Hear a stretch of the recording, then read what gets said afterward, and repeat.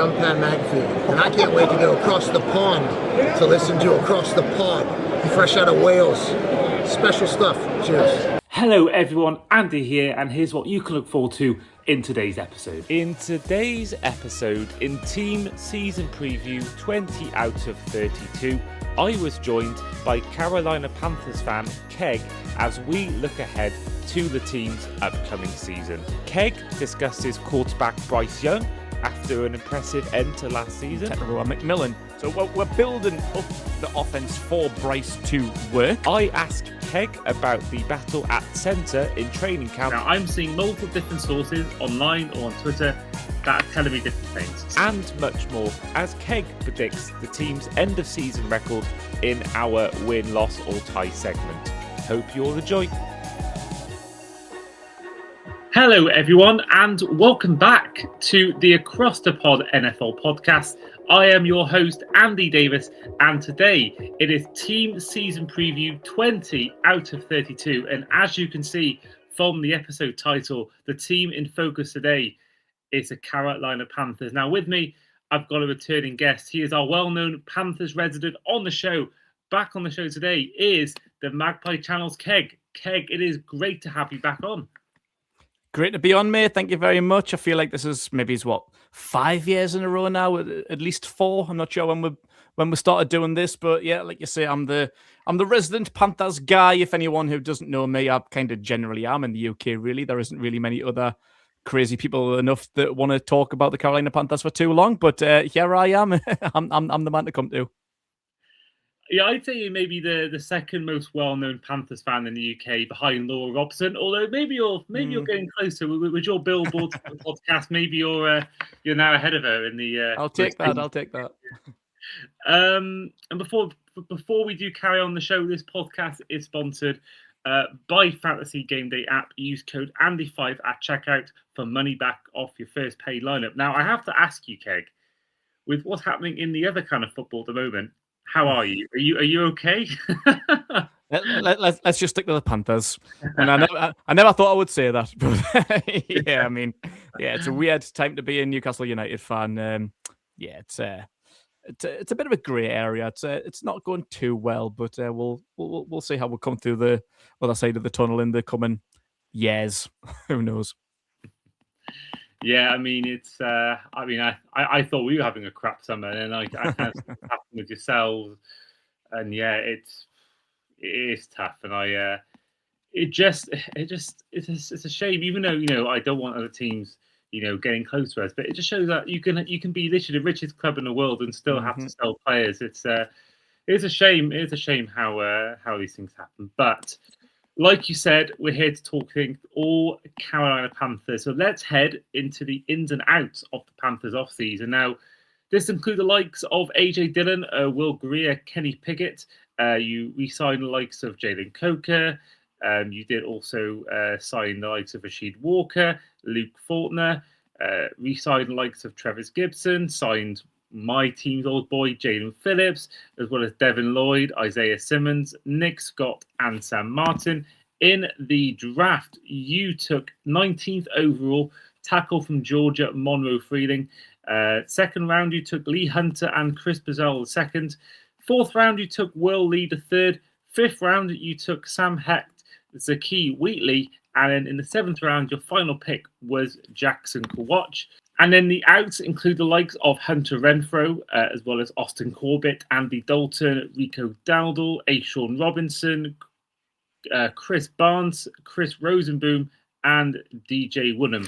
Keg, now, overall for you, what's your take been on your team's off-season?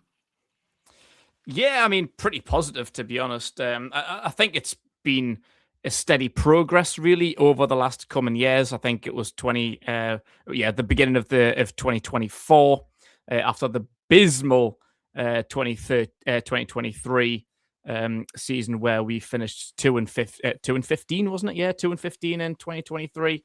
So deservedly, everyone got sacked. It was a hard reboot. January 2024 brought in Dan Morgan along with Dave Canales, and I think just steadily. I mean, I think Dan Morgan's quietly going about his business as maybe he's one of the best GMs in the league right now.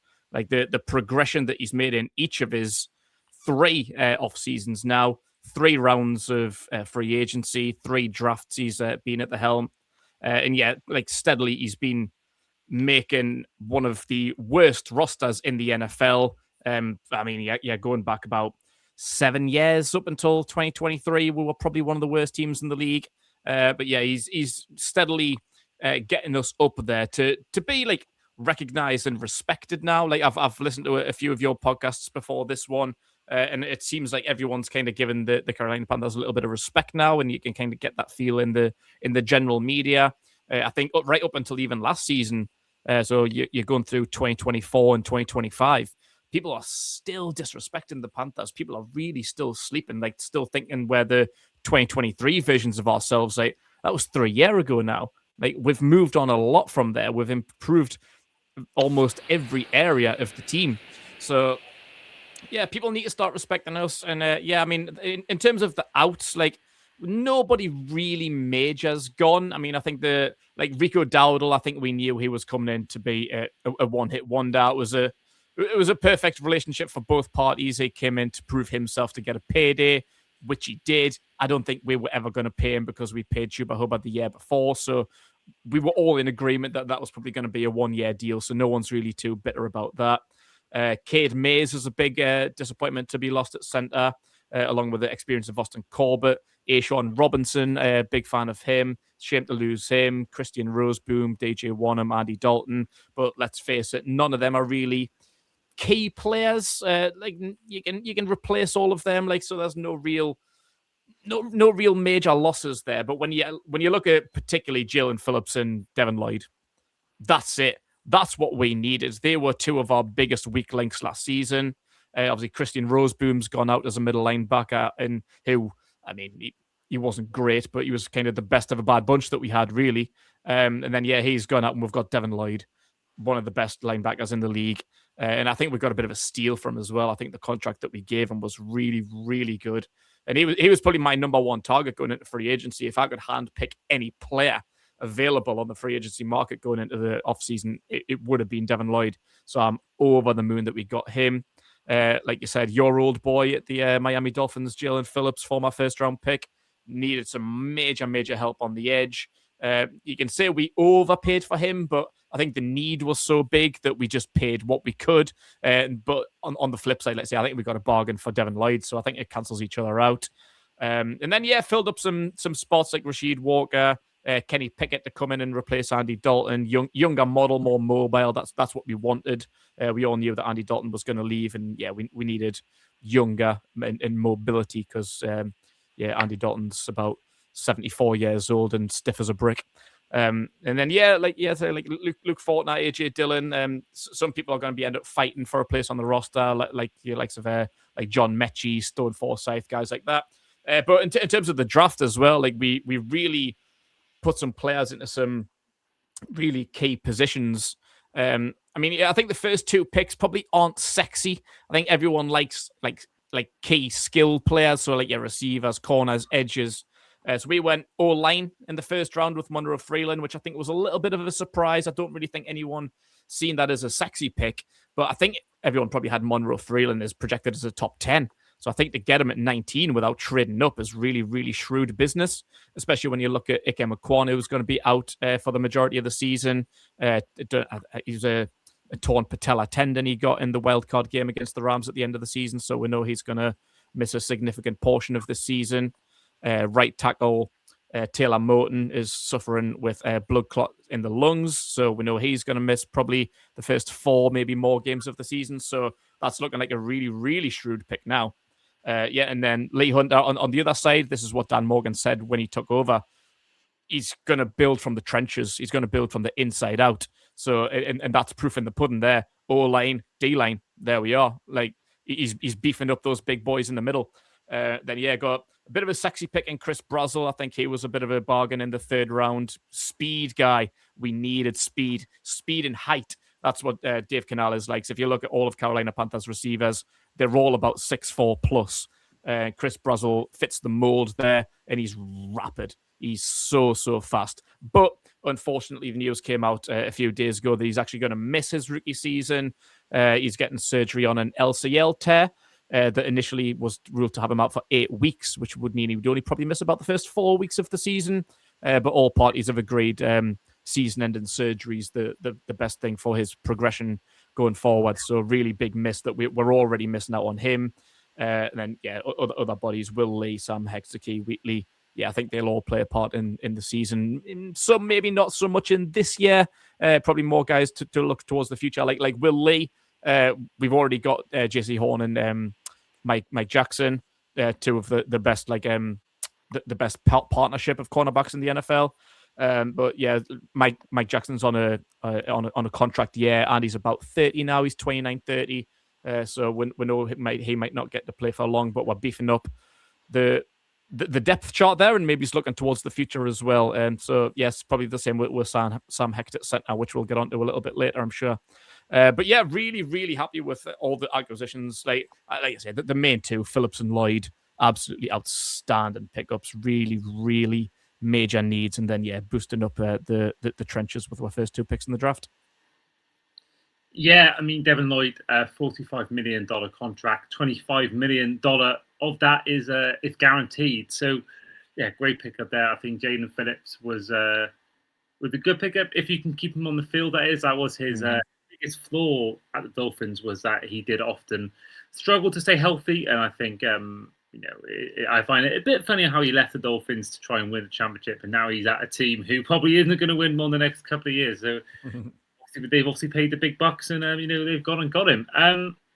Now, one guy you haven't mentioned so far is your quarterback, Bryce Young, and this is the guy who I think everyone sort of has really, really fallen in love with in recent times. I think there was a lovely video of him recently, first day back in training camp, where he was sort of talking to the media, asking how they all were, and he was sort of checking up on their, asking whether they've had any big life events and congratulating reporters for getting married and stuff like that. So the guy itself, I think, is very likable. We've seen him. I think a lot of people really, really fall in love with Bryce Young as a person, but also as a quarterback. The way you ended last year, the way you won that division, and then you went on and almost shocked the Rams in the wildcard round. I mean, this is a quarterback that we talked about on the show. You even went to a game in Carolina against the Chargers where he was really at his most difficult phase of his career.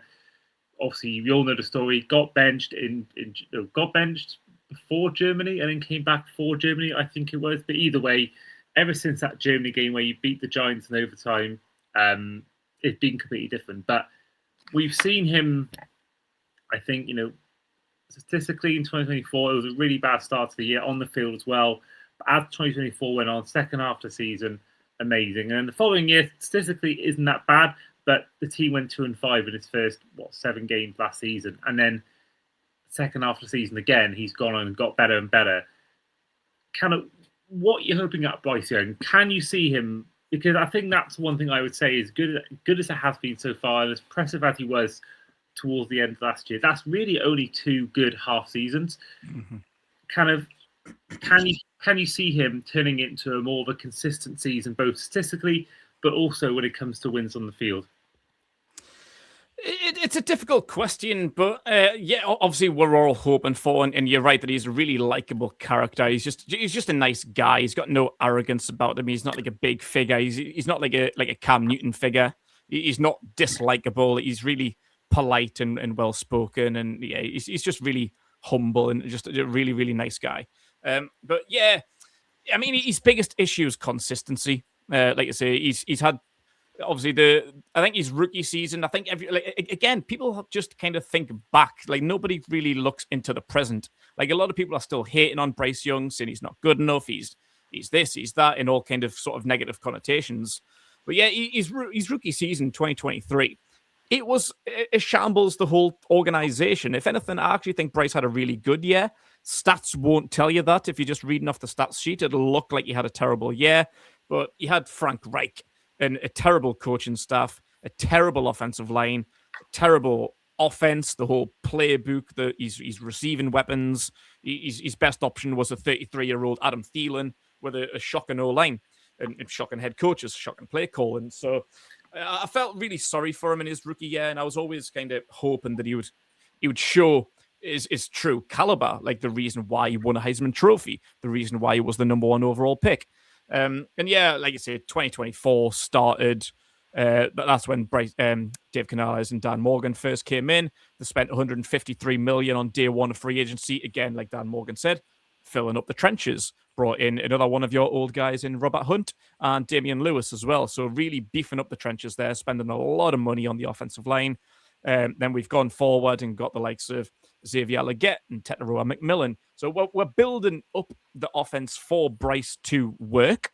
But yeah, it's just these consistencies. I think he has developed in each of his 3 years in the league. Like I say, 24 started bad, but he ended it really, really well. The last 10 games or so, he was putting up stats as good as anyone else in the league. It's just obviously he was benched for 5 games and had 2 terrible games at the beginning. Then last year, it was just far too hit-y-missy. And again, even in second half of games, he quite often comes alive. He sometimes starts games really slowly, but then he ends them really well. He's got this record where he's had the most comeback wins or final drive wins or something more than any other quarterback in the league since he was drafted in 2023. So yeah, he's brilliant when it comes down to crunch time. If you want a quarterback who's going to kind of put the game on his back and drive forward and at least kick you a game-winning field goal or something like that, or get you in a position he's not actually going to kick the ball himself. But, so yeah, he just needs to be more consistent on a regular basis. Because, yeah, last season, he earned a lot of praise for how he finished. And yeah, he did finish pretty well.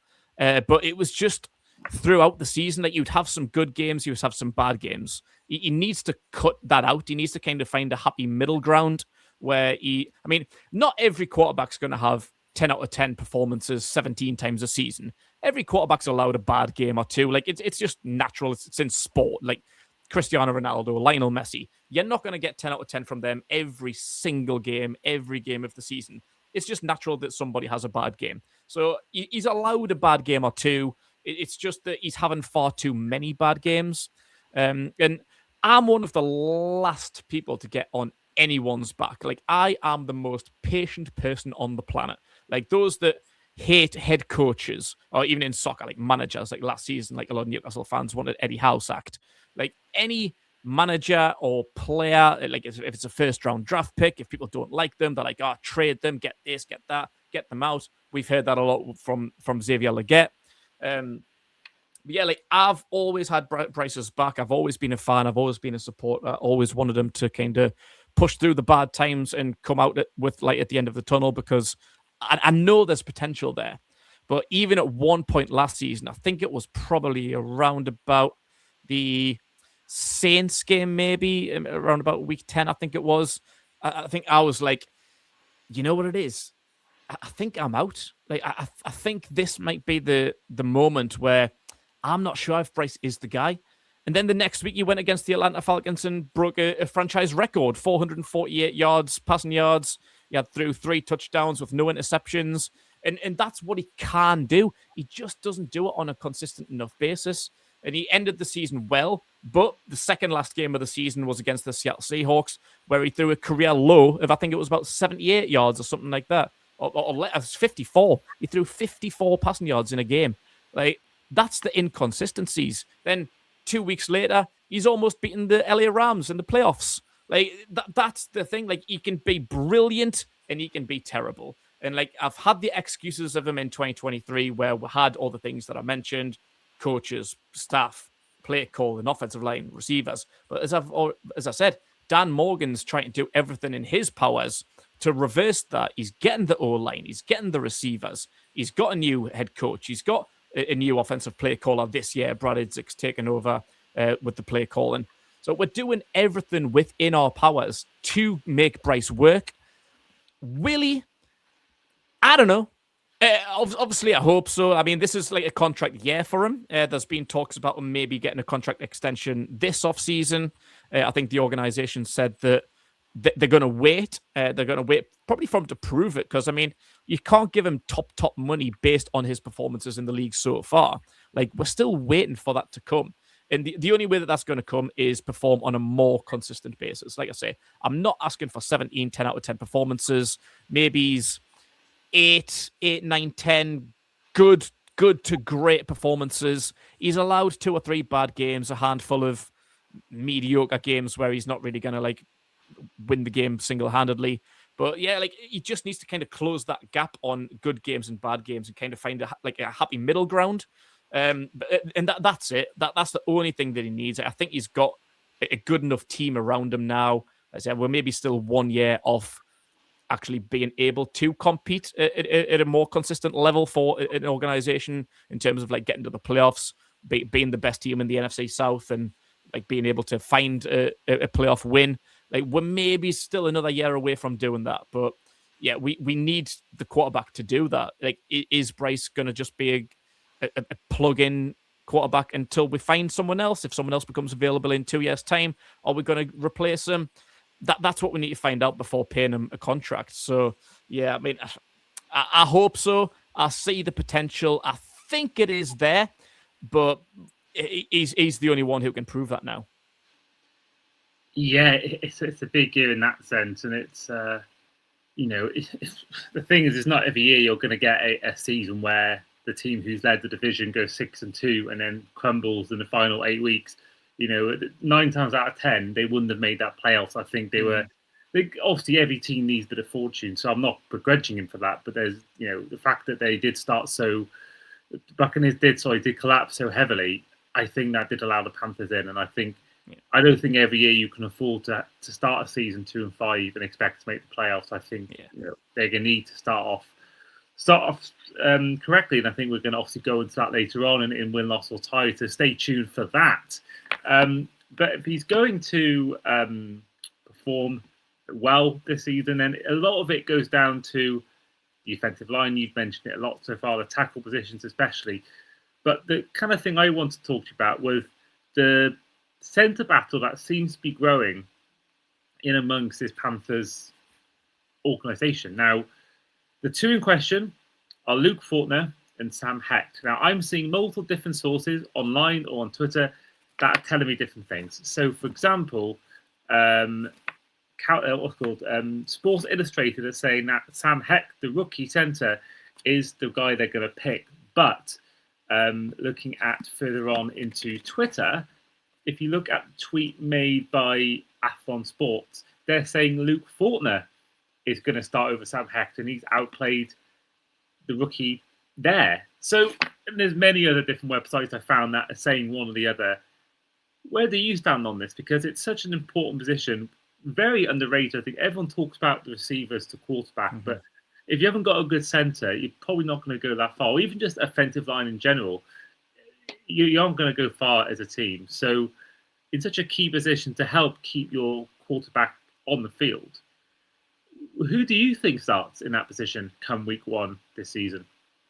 Well, I actually think I know the answer. And you've read from a couple of different sources there. Like, obviously, I'll follow the Panthers every single day. I'll report on the Panthers Magpie on my social media pages. So I follow all the beat reporters. I read all the articles on the website. And I follow the training sessions every day through social media, through the Charlotte Observer, through The Athletic, and all the other beat reporters that work within the Carolina Panthers organization and report on the news daily.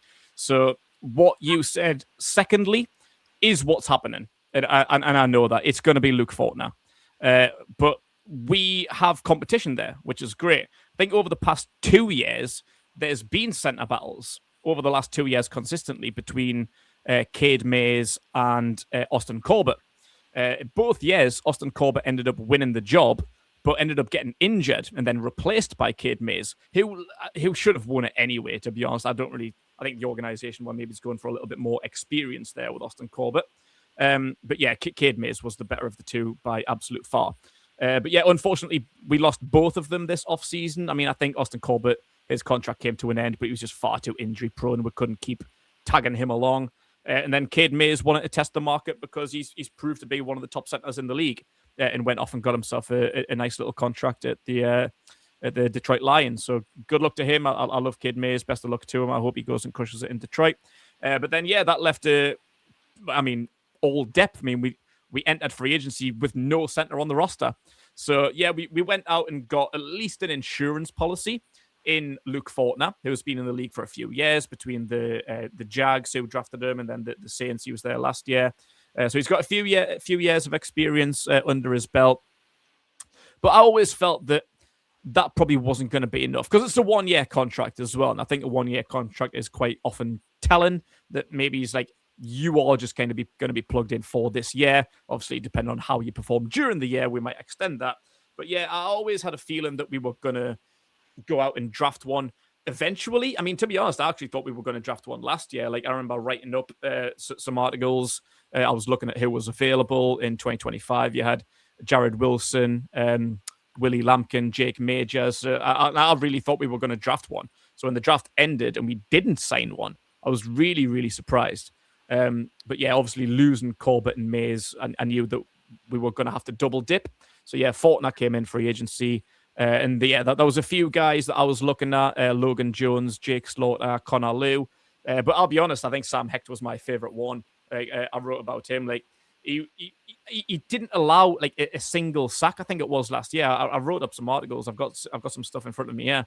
So yeah, he allowed 7 pressures all year last season in 2025 with 0 quarterback hits, and he allowed 0 sacks and 0 penalties in his entire collegiate career. So he's a very impressive specimen. And I absolutely think that he's the one for the future. It wouldn't surprise me at all.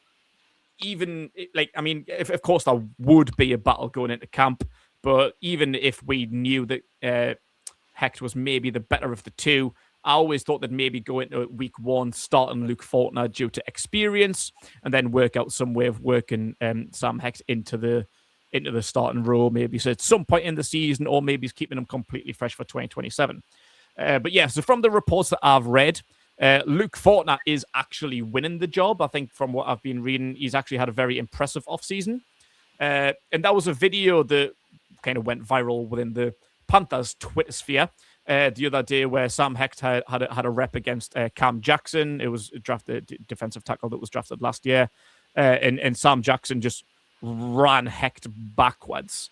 What you do not want to see from your starting center. If your center's getting mauled that easily by a second year, was he a 5th round pick or something like that, you've got problems.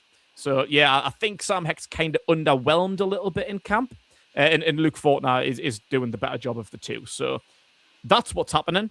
Luke Fortner is 100% the starter in week 1, regardless of what happens, unless obviously like injury or something occurs to him in preseason or something like that. But that's the plan going forward. It will be Luke Fortner. As I've said, he's on a 1-year contract, so we'll see Sam Hecht through this year. He'll be a great backup. Like I say, if anything happens to Fortner, Hecht will be ready to step up and take that starting role. He'll be there to provide competition and at the very least backup. But with Fortner on a 1-year contract, we probably will be looking to Sam Hecht to go into 2027. Yep, fair. I mean, I think as a rookie, centre this offensive line, such a hard position to to try and excel in straight away. I think if you're a guy, if you're fast, you can run routes. I think you're a guy. Receiver probably can excel straight away. Quarterback, I think they often struggle as well because of how much they have to learn. But I do think, particularly a centre of that line, where you're the one having to snap the ball and get the timing right and get the connection with the quarterback. I think it's so key to have someone with experience. So I can see why Fortner, as well as obviously out-dueling him in training camp. I think if you've got a veteran there, I think it's 9 times out of 10, it's always good to have that veteran rather than a rookie. Because I just think that is such a hard position to get right in your rookie year, centre. So, yeah, absolutely. And we'll find out in week 1 what happens there. And speaking of which, let's head to our final segment, which is Win, Lose or Tie. So for those of you that aren't familiar with this segment of the show, each fan that comes on will predict their team's overall record by going through each game and answering with the simple answer of win, lose or tie. Now, Keg, you were on 12 months ago. And I want to say as well, going back to what we talked about before, I remember, I think it was 2022 when I first got you on, because I remember the first time I messaged you was me trying to flog you a Panthers ticket. Was it? Yeah, it might have been. Yeah. I think a friend of mine was meant to come as part of me on my trip, and then he couldn't make it. But I bought us 2 tickets to watch the Panthers play the Falcons. So I remember that's when I first, I think, messaged you. So it must have been, that year, or maybe even 2023 when I got you on to do the season preview. I'm trying to think. I had the season previews done in 2022, and I can't think of any other Panthers fan we've had on. I don't recall any single Panthers fan we've had on the show apart from yourself. So it must have been 2022 when you first did these season previews where you came on. Yeah, I think you might be right. Yeah, can't remember. Yeah, it might be in 22. Yeah. And you did come on last year, of course, 12 months ago. And the Panthers, in real life, they went 8-9. Do you, by chance, remember what you predicted 12 months ago? I think I might have got it right. I think I might have said 8-9. You did 8-9. You were correct. Yeah, a few got it right, bang on, and you were one of those people. So you'd be hoping. It's quite funny actually. I think I remember going through it at the back end of the season, and I think. I remember. I think I tweeted you actually saying that I got it right. But the funny thing is, I think I got because the Panthers were so inconsistent last year. I think I got the majority of the actual results wrong. We lost the games that I expected us to win, and we won the games I expected us to lose. So I think I got nearly all of the actual games wrong, but I still ended up with the right record. Yeah, it's funny how it works out. Like I know there was one person, I can't think who it was, a year or two ago, where they got their result bang on, but there wasn't a single game they got right. Every single game was wrong. Yeah, I think I got a few. I think I might have got like 5 right or something like that. But yeah, not as many as I should have. No, absolutely. I mean, it's so hard to get it. I don't think anyone's had it exactly right in the exact same result. Yeah. If you get that right, I think you're some sort of you'd be devastated if you didn't put a bet on. Oh yeah, can you imagine that? It'd be good odds that. Yeah, imagine like all 17 games. Yeah, and ACCA with all 17 games. They used to do one year for years where it was predicting division winners every year. I used to do that because they got quite good odds, and then out of nowhere they just stopped giving such good odds. But I think that would be. I'm guessing it's possible. There must be a bookmaker that does that. Possibly, yeah. Don't see why not. Yeah. Yeah, absolutely. Well, week 1 you are starting off at home at the Bank of America Stadium. Keg, win, lose or tie. I would love to win this one because for some odd reason we've kind of sparked up a little bit of a rivalry with the Bears over the past few years. I think stemming from the Bryce Young trade, where we took their number 1 overall pick. We gave them our one in 2024 for them to get Caleb Williams. We gave them DJ Moore. And for some reason, there's been some like weird rivalry between us since then. And I don't know why. It's a bit stupid, really, because we kind of both got what we wanted. If anything, the Bears probably won the trade. But nonetheless, it's been a bit heated between us over the past few years. But I think this is the first time we're facing Caleb Williams because we faced them that first year and the Bears won. I can't remember who the quarterback was. In fact, I think it was Tyson Bagnet, actually. I think we lost to fucking Tyson Bagnet. What a horrible year that was. But yeah, so I would absolutely love to win this one. But yeah, I think the Bears have come on. I mean, I didn't expect them to do as well as they did last year. I mean, I think they've kind of been quietly going about their business well for the last couple of years because, 2023 or 2022, they were the worst team in the league. But yeah, they've been kind of putting some pieces together. I think Ben Johnson's a really big piece of that puzzle and Caleb Williams as well as like the last 3-4 off seasons, drafts and free agencies. They've been really building a really good team as well. But yeah, they've really surprised, I think, everyone last year. I don't think anyone expected them to do as well as what they did last year. I think this might be a little bit of a tough game. But yeah, based off of the 2025 season record, unfortunately, I'm going to go with the Bears here. The Panthers haven't won a season opener since 2021 when Sam Darnold first played against the Jets. One thing I've actually forgot to mention, I noticed it earlier on, you are wearing the Division Champions t-shirt. I actually am, yeah. I've been waiting to buy that for years. I'm still waiting to buy that shirt. I know we didn't win it very well with an 8-9 record, but there's not going to be many other times I'm going to get to buy the shirt, so I had to have it. Someone's got to win it. Someone's got to win that division. Exactly. I'm not of that opinion that you should give the seedings to the 7 best teams. I think for me personally, I think if you win your division and you win your division, whether you go 8-9, 17-0, 14-3, Yeah. personally, I'm of the opinion that I wouldn't. Firstly, I wouldn't change it because it's worked the whole time. Why change what works so well? But also, I think you shouldn't ever be embarrassed by winning your division. I think you win your division, and the only way I think you should be embarrassed is if you do it by cheating. I think otherwise, it is just the nature of the game. I think, there'll probably be a lot of teams that will finish third in that division and have more wins than this division winner for the NFC South. But that's just tough SH1T. I think there's other years where different divisions are good. So it's it's just what it is. It is just what it is. Yeah, of course. Yeah, I agree. Like it was 2022, I think it was Tom Brady's last year. The Buccaneers won the NFC South with an 8-9 record, and I remember thinking like, it's a bit rubbish that in it, like 8-9, like winning the division. But I think the NFC South over the past few years has been one of the worst divisions in the NFL. Like consistently, not one team apart from Brady's Bucks have really kind of ran away with it. Like it's even like when Baker Mayfield's been there, like no team has been great. Like when did Brady win his first Super Bowl with the Bucks? It was 2021. So yeah, I think even since 2022, no one's run away with the NFC South. So yeah, 8-9 when the Bucks won it, I was thinking, it's a bit rubbish that. Come on. But then like we won it last year, and it actually ended up like a 3-horse race. We won it on the divisional record because we swept the Falcons and we split the series with the Bucks. So that's how we won. But yeah, the Bucks, the Falcons, and the Panthers all ended up on 8-9 records. So yeah, like we didn't really feel any sort of like immense pride in that. Like I think if you're gonna win it, you want to win it well. Like you want to like beat all of your competition. You don't want to end up in no 3-horse race every single one of you with a losing record. So it was a little bit disappointing to win it in that way. I say if we wanted to win it, we want to win it well. We want to like be proud of it. But like I say, someone's got to win it. So yeah, I mean, it was our first playoff performance since 2017. I think it was our first home playoff performance since 2015. So the year that we went to the Super Bowl, we haven't hosted a home playoff game since we went to the Super Bowl, since the 2015 NFC Championship game. The Panthers haven't had a home playoff game. So, I mean, like I say, you take your wins, you take your losses. Like we won it, we earned it. Like, yeah, it wasn't pretty, it wasn't sexy, but we got there, and that's all that there is to it.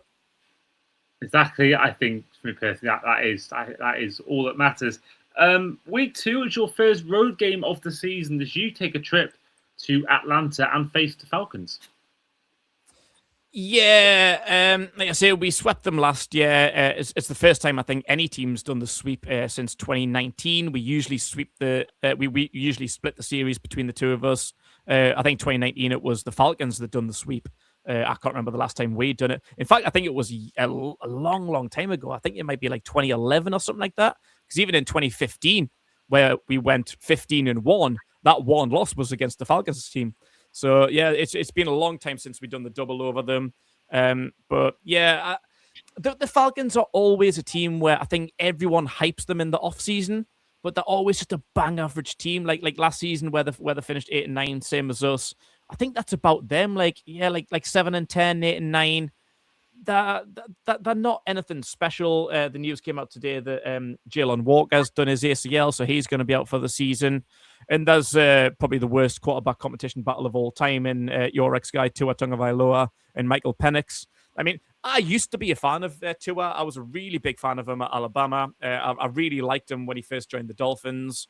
But I think it's just injuries, just constant head injuries. The guy's a walking CTE banner. He's like... he's just an accident waiting to happen. And Michael Penix, I don't really think's that good, but he done a serious injury as well, so he might get limited playtime next year. So whoever it's going to be, I'm not really afraid of them. But yeah, they've got some good players. Bijan Robinson's recently got his new contract. Like Drake London, Kyle Pitts. Kyle Pitts has got a new contract this year. Like, yeah, they're a good team. They're a good offensive team. They've got some good defensive players. With Jalen Walker being out, and I don't know what's happening with who was the other edge rusher they got? James Pierce Jr. He was in some sort of legal trouble. I don't really know what's going on with him. So yeah, I'm not really worried about the Falcons. So yeah, I'm going to give this a win. Yeah, I mean, I am. I'm so glad he's no longer a Dolphin. I will say that about too. I've said it a lot on the show, and I do apologise if he is listening. Like I do say to him quite a lot on this show. I was never a fan. Never watched college, so I never really watched him. But I watched the highlights and I saw the montages, and I was really excited. Mm-hmm. But it didn't take me long to really realize he wasn't the guy. And I do think there was something weird about his kind of, I don't know whether it's because he's left-handed or whatever it was, but it just felt, it was a weird to watch. The kind of his technique was really weird. I found there's like a throwing motion. It never felt like it was clean of a throw. It always felt like it was kind of a little bit underthrown, but then players were making the play extended. Like I think Tyreek Hill and Waddle particularly were great at doing that.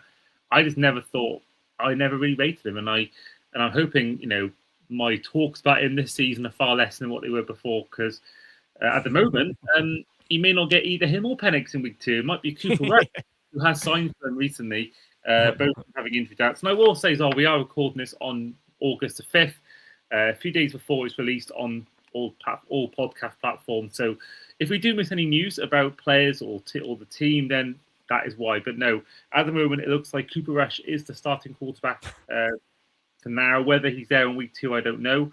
But if you don't get him, you're getting a quarterback who just come back from injury. So I think that's a good chance to win there. Yeah. Week 3, you're sticking on the road, but this time taking on the Cleveland Browns.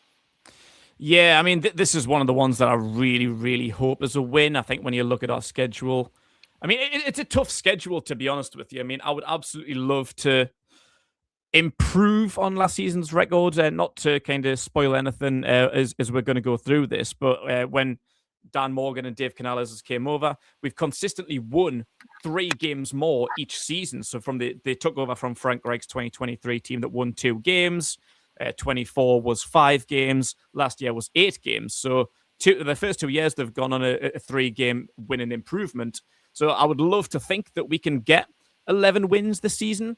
But what comes with winning the NFC South is that you get a number 1 schedule. Like, we're playing all the other divisional winners. Like, we've got such a hard season to come. And obviously we're going to go through it as they come along. But yeah, I would fancy us, really, honestly, to kind of go off of last season and to get 10 wins, like even 9, 10, 11 wins, I think is quite reasonable for the team that we've developed.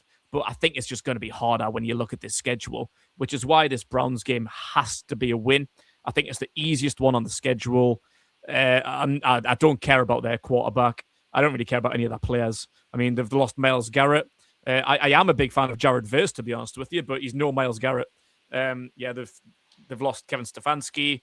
I've just got absolutely no idea where this Browns team's going to go. So this has to be a win. Easiest game on the schedule. Well, it gets a lot harder in week 4 as you take a trip. You host the Lions. Yeah, I'm going to go with a loss here. I've got a lot of respect for the Lions. Shout out Fletch. I am a really big fan of the Lions. I have been since their struggles. I'm a fan of the underdog. That's why I'm a Panthers fan. That's why I love the Dolphins when you were going through your struggle and got Tua in the first round. I always root for the underdog when the Lions were going through their struggles. It was 2022, I think it was, when they got Aiden Hutchinson 2nd overall in the draft. And then since there, with Dan Campbell coming in, Jared Goff, they've just been ascending year by year. I think by about 2024, I thought these are primed for a Super Bowl. They're going to get there. They're proven to be one of the best teams, not in just the NFC, but in the whole NFL. I really, really like what they're building. They're a phenomenal team. But last year, I mean, that's quite a few teams again on this list that, again, we'll go through as we go on. But they had a really, really big down year last year. So if we were to look at the 2025 Lions, we might stand a chance. If we came face-to-face in the last few weeks of the season where we're pushing for the division, I think we could have beat them. But yeah, I don't think they'll have another year like they had last year. I think there was a lot of defensive injuries. I think they've had that 2 years in a row, to be honest with you. They can never really keep their defensive starters fit and healthy. And they've had another legal issue with one of their top players in Terry and Arnold. But yeah, if they can come through whatever happened to them last year, they're a top outfit. So yeah, I'll predict a loss here. And I believe it's Monday Night Football, this game as well, isn't it? It's a primetime one. It's saying NBC, so it might be Sunday night football. Sunday night, yeah, maybe Sunday night, yeah. Well, week 5 you want to buy. So week 6, you face a team coming back from London, the Philadelphia Eagles at the Lincoln Financial Field. Yeah, another one on paper is probably our hardest game. Another team that's been kind of fighting for the Super Bowl for the last few years, won a couple. So yeah, I mean, Lincoln Financial's it's a hostile place to go. It's never a good never a good away trip. So I will slate a loss here, but as you've said, we're coming off of a bye week, and they're coming back from London. So they're going to have all the air miles, the week 5 game, the long-term travel, and we're going to be sitting on our asses relaxing. So if there's ever a time to cause an upset, it's going to be this one. We played them 2 years ago in 2024 and almost caused an upset. That was the year that they won the Super Bowl. We played a game where we thought Xavier Leggett scored a touchdown with like a minute or so left on the clock, which would have tied the game. The PAT would have won it for us, or at least put us a point in the lead with a minute or so to go. But yeah, Leggett ended up dropping the ball. It kind of squeezed through his hands and touched the turf, so the touchdown didn't count. And we ended up losing that game, and the Eagles went on to win the Super Bowl. So the Eagles are beatable. Like they always end up having a good record. They always have a good run in the playoffs. But yeah, they're beatable. And like I say, with us on a bye week and them coming back from London, could keep an eye out on that one. If there's a good market for the Panthers to win that game, I would keep an eye out on it. But I will use me head and say an Eagles win. Yeah, I do think if that was in Carolina, I would almost say at this point. Yeah, that could be different. Yeah. Yeah, like I'm not going to say a lot, but it would have been definitely one to really watch. I do think at the Link with that crowd, it's one of the hardest places to play in the NFL. Yeah, definitely. Then if the unrest might have gone now, Brown's out the door. I think there was a lot of unrest last year in Philly. A lot of it might have been to do with AJ Brown. So now he's gone. Might be different. But if they start the season and that sort of hostility is continued, if it is involving Hurts and Sirianni, that could mean a slow start to the season. I even remember when they won the Super Bowl. I swear they started 2-2. I could be wrong on that. My memory might be foggy, but I could have sworn they started 2-2. I do remember. Shout out to Gareth from the Franchise Tag podcast. When we were watching the Red Zone post one of the London games, and they were all moaning about Sirianni and the Eagles and all that. Yeah. They were playing the Browns, and they go on and win the Super Bowl that season. So, yeah, I think catching them early in the season, even in the Link, might be the best time to play. Yeah, it's definitely one to look out for. Absolutely. And speaking of which, if you're an NFC South fan, this is the game for you. Panthers are hosting the Tampa Bay Buccaneers in Carolina. Yeah, I'm going to go with a win for this one. At home, we beat them at home last season. It's another one where we kind of typically split wins with our NFC South foe. I'll give us the advantage at home like we did last season.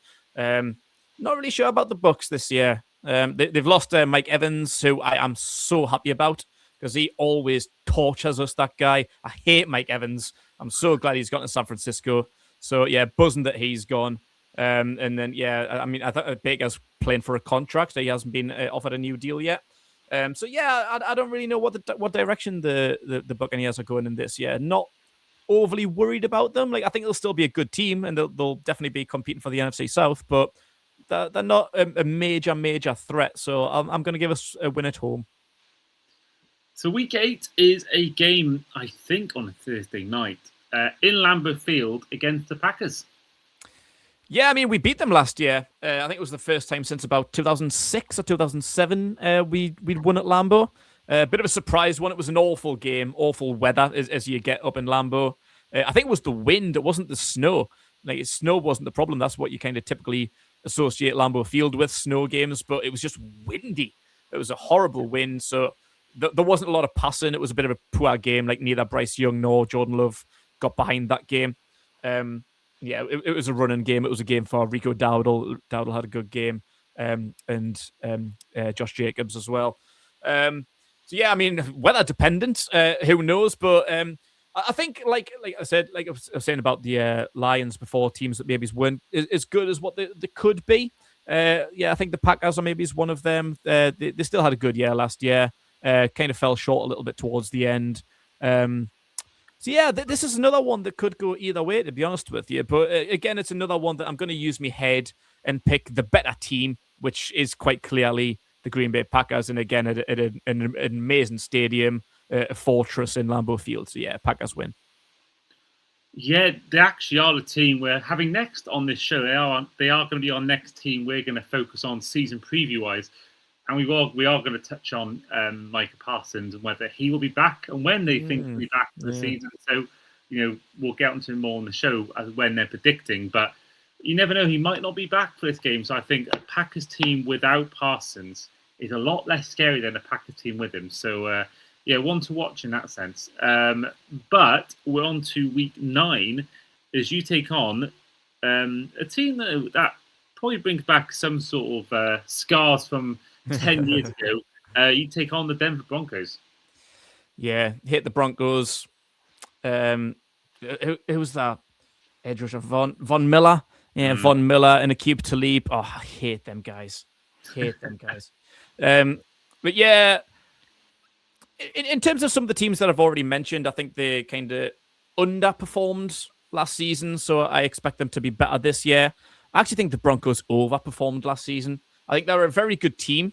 And another guy that I hate, Sean Payton, he's the head coach. So I'd love to see them kind of fall off a cliff a little bit. They got like all the way to the AFC Championship game, and their record was impeccable. Like I can't remember what it was. They lost like 3 games, maybe something like that, with like 14-3. Yeah, I mean, I don't see them replicating that, to be honest with you. I think they'll have a big down year. I think they might be found out. I think that might be the problem. I think they'll maybe sort of like untapped territory. Maybe like people were kind of underestimating Bo Nix a little bit. And he got an injury towards the end of the season as well, didn't he? What was the extent of his injury? Was it a big one? Was it an ACL?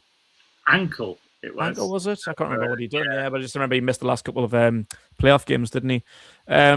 This was one I would like to win to kind of avenge Super Bowl 50.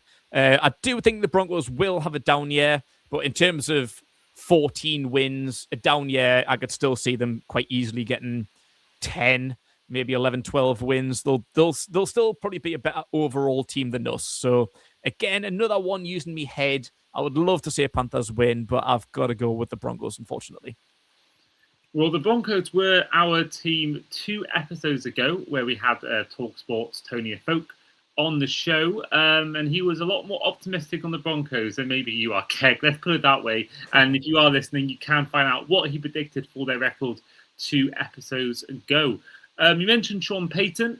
You go on the road to his old team in Week 10 as you face the Saints. Yeah, we need to beat the Saints because they embarrassed us last year. They'd done the sweep, and they were the easiest one. Like we spoke a year ago saying that they might end up with the number 1 overall pick. I think we both predicted them to be the worst team in the league. And at the beginning of the season, they were. Everything was coming to fruition for them to be the worst team in the league. Then they made a couple of changes. Spencer Rattler was benched, and they brought in Tyler Shuck. And they really started to kick together, to be honest. And they ended the season really, really well. I think they went on a little bit of a run towards the end as well, and kind of almost tied us again. Like it was nearly a 4-way tie in the NFC South for the record. But yeah, like we swept the Falcons, we split the series with the Bucks, and we got swept by the Saints. I mean, both of those games were embarrassing. There was a couple of comebacks.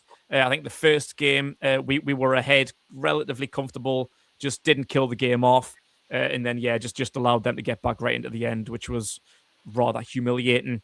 And then the second game, just a bit of a nothing game, really, a bit boring. They came out on top, but neither team really kind of took the game by the scruff of the neck.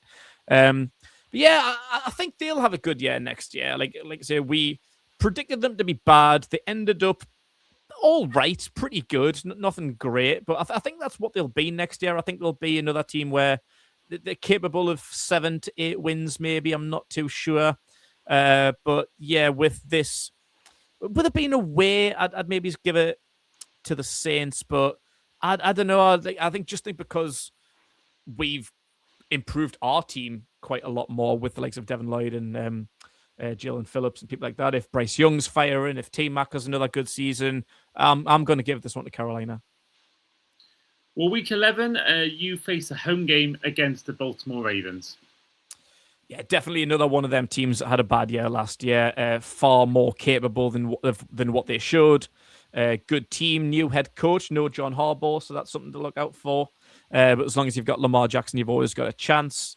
Zay Flowers has just got a new contract.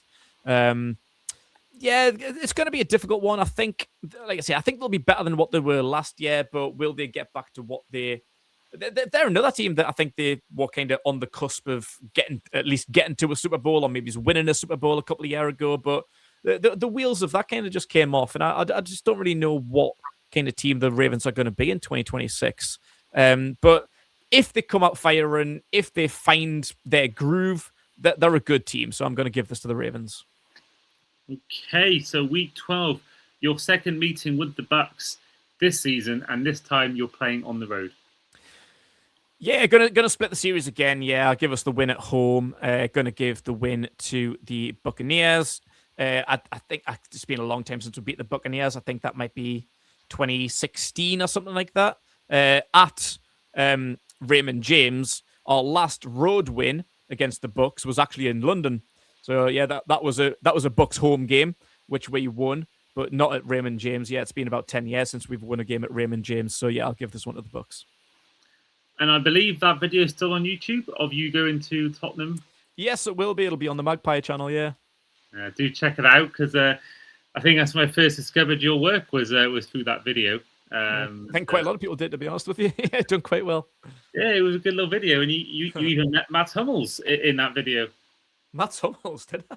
Yeah, I think I think you may have met some Germans, and you said you met. Yes, I did. Yeah, the German guys. Yeah, shout out the German guys. Yeah, those a few guys came over to London. Or I nearly missed the game, to be honest with you, because my friend and the Germans got a bit too heavy in London the night before, to be honest.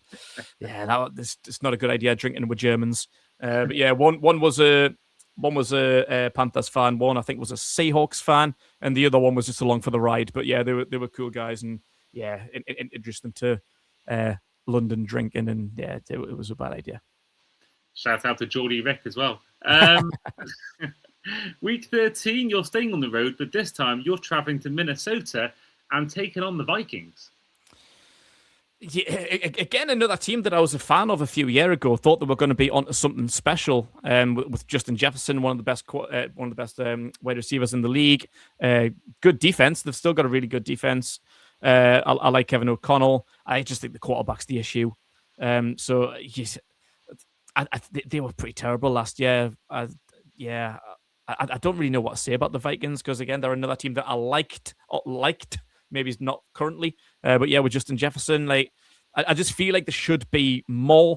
But yeah, I'm not worried about Kyler Murray or JJ McCarthy. Either one of them don't really put the fear into me. Away, yeah, road game, bit of a tougher game, but I'm going to give this one to Carolina. Okay, so then week 14, you are taking on at home the Saints. Yeah, avenging last year's sweep, we're going to do the double over this one at home, especially away. I was debating whether to give that one to the Saints or not, but yeah, I'm going to give us both of them. And then week 15, you are taking on the Cincinnati Bengals. At this point of the season, who knows who'll be starting quarterback? Yeah, and that's the big question. Honestly, it really is, because I would go as far as to say that Joe Burrow is the best quarterback in the NFL. He's my favorite quarterback, for the reasons being, when he plays and he's healthy, they usually win.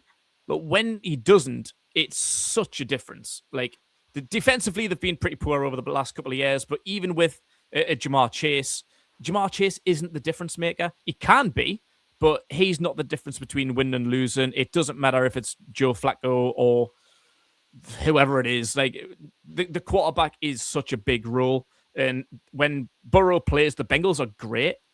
When he doesn't, they're pretty terrible. So I don't know which one we're going to get. This could be a flip of the coin. If it's Burrow, I'm going to say a loss, and we'll go off of that. But Joe Burrow is the starting quarterback. But yeah, he has had a lot of injury troubles over the last few years. So yeah, on the assumption that Burrow is starting this game, I'm going to say Bengals win. And then going on to week 16, your final road game of the regular season, you take on the Steelers. Yeah, I'm going to give this one a win, but I kind of hummed and hawed over this one. I'm not really overly confident. But again, the Steelers, I don't really know what they're going to be. Not overly concerned about a 64-year-old Aaron Rodgers. Yeah, who's even the head coach now? Because I can't remember who the head coach is. Mike McCarthy, that's it. Yeah, Mike McCarthy. Yeah, he was great 27 years ago. I'm not really worried about the Steelers. I think the Steelers are always good for being middle of the road. They'll be 8-9, 9-8, something like that.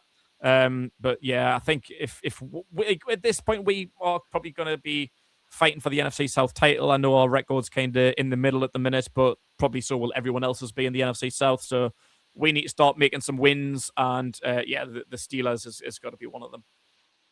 Well, this game, they haven't said what day it is yet, whether it's a Saturday or the Sunday, but that could be a Boxing Day game. So could be a nice little post-Christmas day. You got the leftovers. There's no football this year, Boxing Day. You will get a good chance to put your feet up, get a hot chocolate on or something like that. Sounds good to me. Yeah, me too. So your penultimate game of the regular season, you face a home game against the reigning Super Bowl champions in the Seahawks. Yeah, got to put an L on this one. I mentioned before we went to Lumen Field at the end of last season, and it was one of Bryce Young's worst games. It wasn't like a mad sweep for it being right at the end of the season. It was probably the same again, wasn't it? Was it week 17? Yeah, I'm sure it's like back-to-back week 17 games against the Seahawks, I'm sure. It was an awful game. Like, it ended 3-3-all at half time. So the Seahawks didn't batter us. It was 3-all at the interval. And then, right into the start of the third quarter, there was 2 turnovers. So we got an interception of Sam Darnold. So we were on the offense, like looking to score. Then Chuba Hubbard got the ball and fumbled it, so gave Seattle the ball straight back. And then I think they got their noses in front. And then Bryce Young was just trying to force some things. And the offense was terrible in that game. It's one of the worst offensive performances of the year last year. Seahawks won, but they weren't great for it being like a month before winning the Super Bowl. They weren't fantastic, but they are a fantastic team overall. Offense, defense, good head coach, good Sam Darnold, good quarterback, Jackson Smith and Jigba. Seahawks win. Well, that means your final game of the season is a home game against the Falcons. Keg, for the final time this episode, win, lose or tie. Back-to-back sweep of the Falcons, baby. We're coming for Tua. Yeah, absolute win, especially at home, especially when we could be looking for a divisional title again, back-to-back. So, win against the Falcons at home. Well, that means that you are predicting, according to your predictions, an 8-9 end-of-season record. So I'd say that'll be the status quo will be back. Yeah, it will be, and I'm trying to be a little bit more kind of pessimistic about this, to be honest, or maybe it's realistic. It just sort of like depending on how you look at it, because I do think that we are a much better team. I think the work that we've put in the offseason, we're a far better team than what we were last year. So it would be a shame to replicate the record. But as I was saying before, it's a tough schedule. It is a really, really difficult schedule. Like, there may be some surprises in there. You don't know what you're going to get from the Bears, the Lions, the Eagles, 2 games against the Bucks, Packers, Broncos, Ravens, Bengals, Seahawks. It's a hard schedule. Some of them, like the Lions, like the Bengals, like the Ravens, had bad years last year. So if they keep that up, some of them L's might turn to W's. We might be able to improve on last year's record. If we even get one more win and we get our first winning season since 2017, I'll be happy with that. But it's just the schedule that I'm worried about. It's not at all a reflection on how bad I think the Panthers might be or that we're not progressing. I just think it's just a really tough schedule. Yeah, that's often the make or break of the season is your schedule. It can really hurt teams. It really benefit teams. Shout out to the Patriots, who did benefit a lot from their schedule last season. But that is the end of the show. So, Keg, first of all, a huge thank you for coming on today. thank you to you once again. Yeah, love doing these. Yeah, look forward to them every year. Enjoy getting the message that it's pre-season time. So yeah, thank you for having me on again. Much appreciated. Well, the pleasure is all mine, mate, and I'm sure we will meet during the season on this exact link, this exact StreamYard code, and we will talk all things NFL once again. Yeah, not a problem at all. Look forward to it, mate. You know, I'll jump on anytime.